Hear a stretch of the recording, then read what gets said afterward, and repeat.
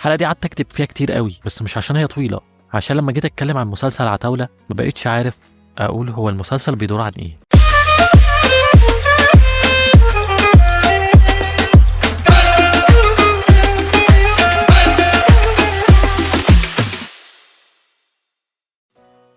يا مساء الفل عليكم، وحلقة جديدة من الموسم الثاني من سلسلة ليه رمضان، واللي مستمرة معاكم طول شهر رمضان. حلقة النهاردة هنكمل فيها الانطباعات الأولية، ومعانا مسلسلين دول الجزء الثاني بتاعهم. أول مسلسل هو مسلسل العتاولة، بطولة أحمد السقا، طارق لطفي، باسم سمرة، زينة، نسرين أمين. تأليف مصطفى جمال هاشم اللي من أعماله قبل كده 30 يوم وفرصة تانية، وده تباين مش قادر أفهمه الصراحة. أما الإخراج لأحمد خالد موسى اللي أخرج الجزء الأول وأخرج بابا المجال وملوك الجدعنة. أحداث العتاولة 2 بتدور حوالين اللي تشوفوه صح، يعني بنت نصار جالها مرض ونصار اضطر يرجع للسرقة تاني مع خضر، أو الصراع بين نصار وخضر وعيسى الوزان اللي شوية يتخانقوا وشوية يبقوا كويسين. مش عارف، انتوا ممكن تختاروا الحاجة اللي شايفين انها ممكن تصلح انها تكون أحداث الجزء التاني، لأن احنا لغينا كل حاجة حصلت في آخر حلقة من الجزء الأول، وفي الجزء الثاني بنحاول نجيب كل حاجة نفعت في الجزء الأول ونضربها في 3 وخلاص. نرجع عيسى الوزان، والمشهد اللي ظهر فيه مفتعل جدا مع إنه كان حلو تصويريا وتقنيا، بس مش منطقي. كان في الماتش اللي هم كانوا مستخبين فيه، ومش عارف برضه هم ليه لما راحوا يروحوا استخبوا في استاد، ده شيء غريب بس ما علينا. وهم بقى في مدرجات الاتحاد شافوا عيسى الوزان الناحية التانية في مدرجات الأهلي.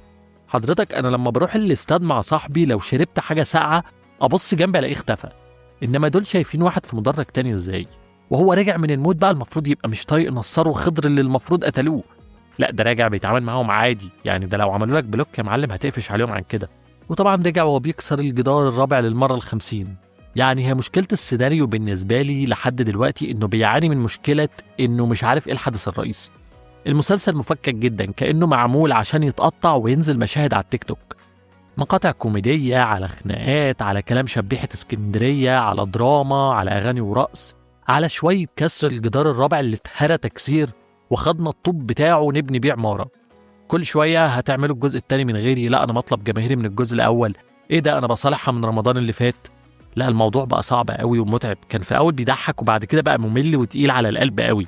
وحتى الكوميديا بتاعت المسلسل مش في محلها، نصها محاولات إنها تعمل نفس المحاولات الكوميدية بتاعت أول جزء، زي جملة المال الحلال أهو اتعملت بنفس الوزن بس ما ظبطتش الجزء ده. وشخصية عيسى الوزان اللي كانت منورة الجزء الأول فقدت جزء كبير من حلاوتها بسبب ضعف الكتابة، وفجأة احنا بنلاقي قدامنا في خناقة قامت ما تفهمش سببها ايه، وممكن تبقى عشان واحد دلق شاي على اللي جنبه، وفي شخصيات موجودة ملهاش لازمة، وشخصيات بيتعمل أي مبرر عشان تبقى موجودة.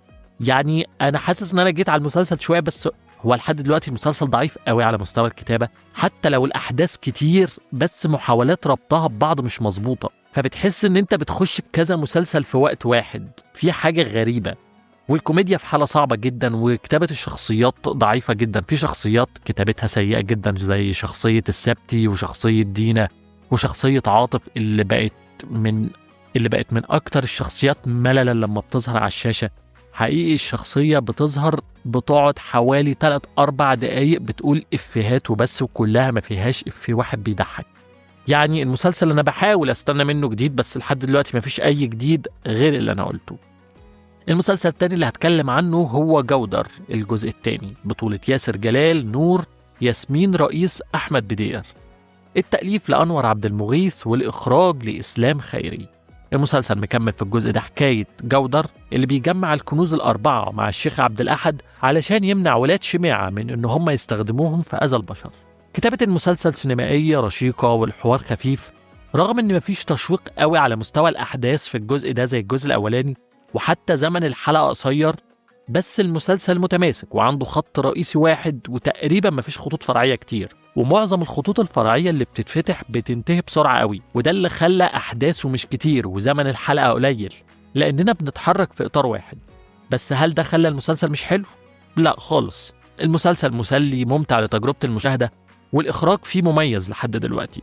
يمكن لو كان فيه خطوط درامية أكتر كانت الدنيا هتختلف، بس احنا عندنا خط درامي واحد من غير تشتت، بالنسبة لي أحسن بكتير من إن يبقى عندك خطوط فرعية كتير قوي بس انت كمسلسل مفكك. دي كده كانت حلقتنا في شوية انطباعات كده لمسلسل العتاولة ومسلسل جودر. قولوا لي رأيكم في مسلسل العتاولة الجزء الثاني، مستني رأيكم في الكومنتس على اليوتيوب أو نتناقش على فيسبوك، إكس، تيك توك، وتابعوني على الإنستجرام. واستنوا الحلقات اللي جاية من سلسلة ليه رمضان، وسلام عليكم. سلسلة ليه رمضان من بودكاست الكتابة فكرة مع عادل أبو الفضل، براندنج وديزاين أحمد رأفت وروان محمد، وشكر خاص لكارمن السراج ويوسف باسيلي. واستنوني في حلقة تانية من بودكاست الكتابة فكرة وسلسلة ليه رمضان.